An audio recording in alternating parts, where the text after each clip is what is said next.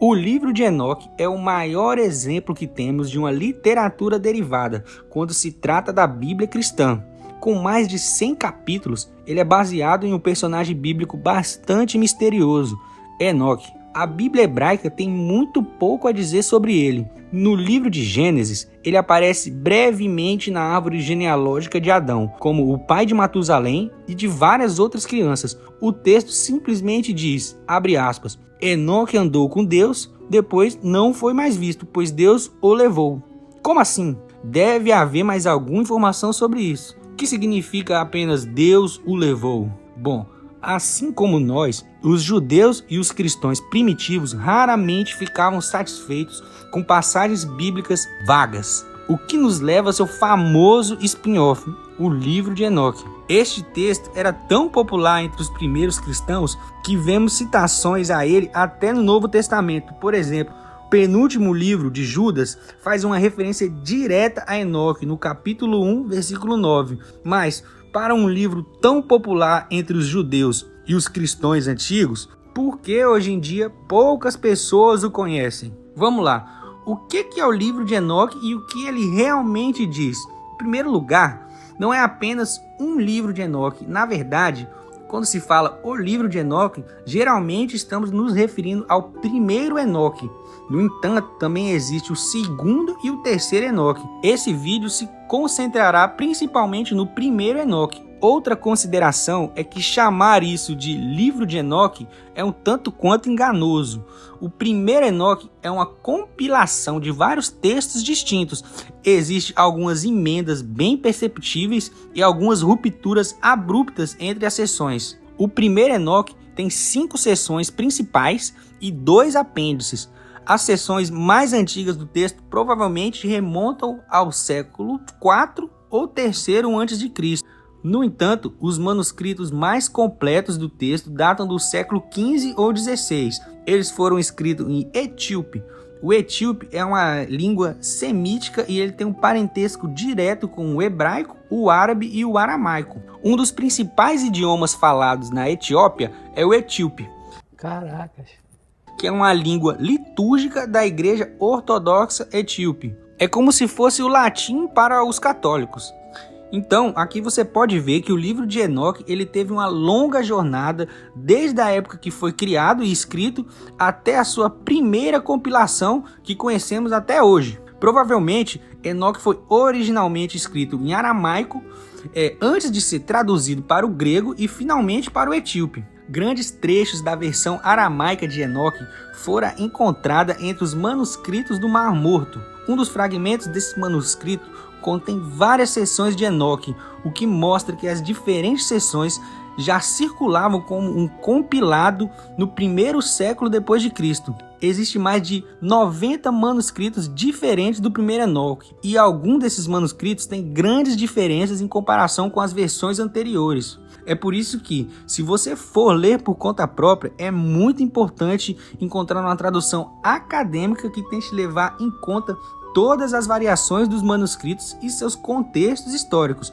Eu vou deixar no comentário fixado o link da versão de Enoque mais aceita atualmente. Beleza, mas quanto ao conteúdo, o que o primeiro Enoque realmente diz? Como dito, a melhor maneira de descrever o livro de Enoque é como uma literatura complementar. Ele pega 2 pequenos trechos, digamos assim, mais polêmicos do livro de Gênesis e o expande em um livro inteiro com interpretações únicas e históricas. O primeiro trecho ele se refere a algumas frases curtas que diz Deus levou o Enoque. E o segundo trecho, cujo qual inspira toda a sessão de abertura do primeiro Enoque, é uma história estranha de Gênesis sobre seres divinos tendo relações sexuais com humanos. Gênesis diz que, antes do dilúvio de Noé, seres divinos chamados filhos de Deus desceram à terra para ter relações com humanos. Essas mulheres humanas, logo após o contato com esses filhos de Deus, dão à luz a seres chamados Néfilins.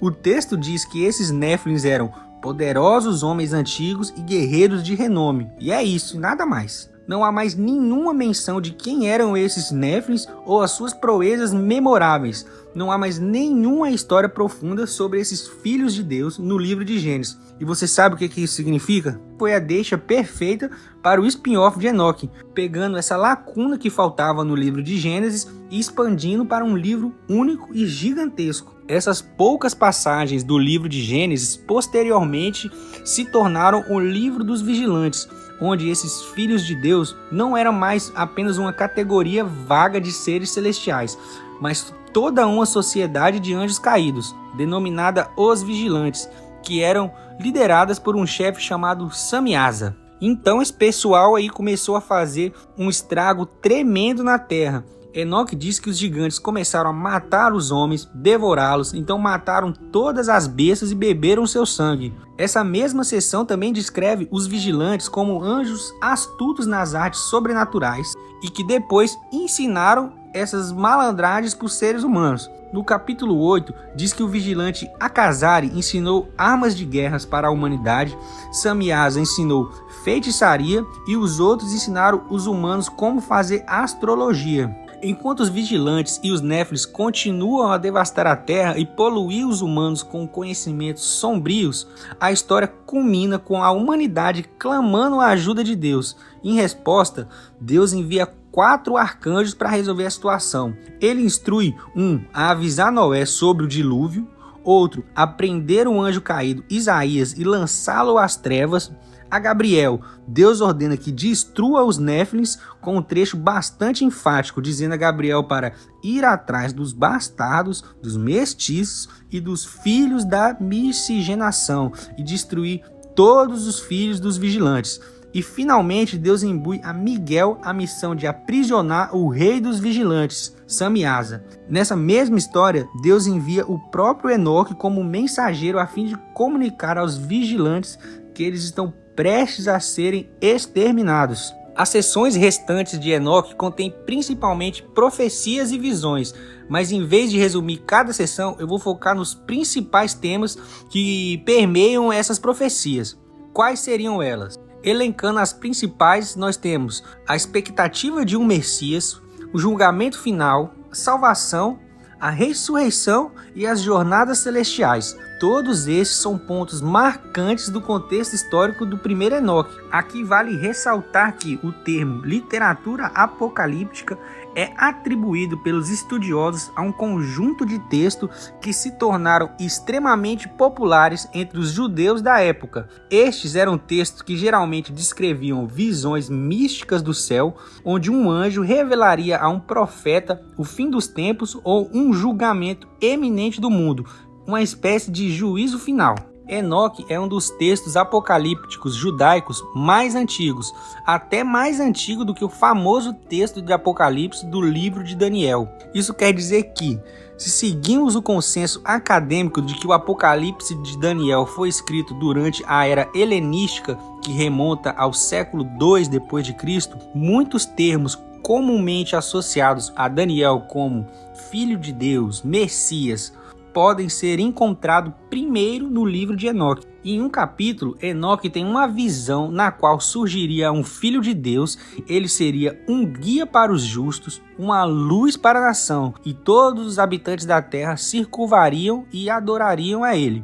Para os que estão familiarizados com o Novo Testamento, esse tipo de linguagem deve soar bastante familiar, já que tudo isso também é aplicado a Jesus. Mas tem um detalhe extremamente importante. Neste texto de Enoque, o próprio Enoque é denominado como Filho de Deus. No capítulo 71, versículo 14, se lê: "Você é o Filho do Homem que nasceu para impor a justiça." Também encontramos a ideia de inferno no livro de Enoque, outro conceito teológico visto posteriormente no cristianismo. Vale ressaltar que o conceito de inferno não existe nos textos mais antigos da Bíblia hebraica. É uma inovação posterior que ganhou uma popularidade enorme durante o Segundo Testamento. No capítulo 21, versículo 7, Enoque relata uma grande fenda no chão que brevemente se expande para um abismo, onde ele viu um gigantesco fogo ardente e fumegante. O texto diz que esse lugar é uma prisão para os anjos, onde eles seriam confinados para todo sempre. Mas beleza, isso apenas se trata de um resumo do conteúdo, mas o texto é basicamente Enoque expressando sua preocupação com o mundo atual da época. A visão que ele passa é que o mundo era maligno e precisava ser julgado e posteriormente renovado, mencionando uma nova era próxima, um julgamento final e que Deus estava chegando. Pois bem, o primeiro Enoque foi extremamente influente para os judeus, cristãos e até mesmo para os muçulmanos que vieram posteriormente. No que se refere ao judaísmo, o primeiro Enoque influenciou uma série de textos judaicos não cânones. De fato, Jubileus, outro texto judaico do Segundo Templo, que remonta do período helenístico entre 538 a 143 a.C., que foi preservado em etíope e encontrado em hebraico, compartilha muitas semelhanças com Enoque. Mesmo o livro de Enoque sendo tão importante para o judaísmo do Segundo Templo, ele desempenha quase nenhum papel no judaísmo moderno. O judaísmo rabínico rejeitou duas principais afirmações apresentadas pela literatura derivada de Enoque. Primeiro, eles rejeitaram a noção de que Enoque nunca morreu e a ideia de que anjos rebeldes vieram à terra no tempo do dilúvio. Por conta disso, Enoque não aparece formalmente nos livros cânones da Bíblia hebraica e apenas raramente na literatura rabínica. E mesmo quando ele aparece, é visto de uma forma negativa. Uma das exceções mais importantes à representação negativa de Enoque na literatura rabínica é o terceiro Enoque. Esta é uma história rabínica em hebraico de Enoque se transformando no anjo Metatron. Essa versão de Enoque transfigurada é até mesmo descrita como um segundo Deus ou um Deus menor. Outras citações de terceiro Enoque podem ser encontradas em escrituras rabínicas de menor importância, mas em suma, o judaísmo rabínico não os considera padrão. Um exemplo claro disso é o Talmud babilônico, que trata-se do segundo livro mais importante para o judaísmo rabínico tradicional, atrás apenas da Bíblia hebraica. Lá nós encontramos uma passagem de um famoso rabino se tornando um herege quando viu Metatron, no caso Enoque, sentado na presença de Deus, e ele reverenciou o poder divino de ambos. Nessa passagem do Talmud, Metatron e o rabino são ambos punidos, mas essa história somente reflete o desconforto do Talmud com toda essa ideia de que Enoque se tornaria um ser divino. Curiosamente, isso não é o caso da Cabala, uma literatura mística judaica medieval. Textos cabalísticos, como o Zohar, não apenas veem Enoque de forma positiva, mas também comparam a Adão e se referem ao livro de Enoque para explicar alguns versículos bíblicos que podem ter mais de uma interpretação. A estudiosa do judaísmo e cristianismo antigo, Annette Reed, sugere que isso é o resultado de um contínuo diálogo judaico e cristão refletindo em um intercâmbio cultural na antiguidade, pois aparentemente os cristãos realmente gostavam desse texto. Até mesmo o livro de Judas, no Primeiro Testamento, faz uma referência direta ao primeiro Enoque, e ele também provavelmente influenciou a teologia dos evangélicos e até o livro do Apocalipse. A ideia de Filho de Deus, por exemplo, que aparece no Evangelho de Marcos, compartilha semelhanças teológicas com o primeiro Enoque. O último livro do Novo Testamento, o Apocalipse, se assemelha de perto ao Apocalipse das parábolas, também de Enoque, já que ambos descrevem um apocalipse do trono, compartilhando um julgamento final tanto nos céus quanto na terra. Inicialmente, o primeiro Enoque foi muito importante para os cristãos. Gente como Justino Marte e Irineu citam e referenciam o primeiro Enoque. Tertuliano, por sua vez, um dos principais escritores cristãos, até defende a autoridade do livro. Até mesmo a epístola não canônica de Barnabé se refere ao primeiro Enoque, como uma passagem que cita claramente o reconhecimento do livro de Enoque.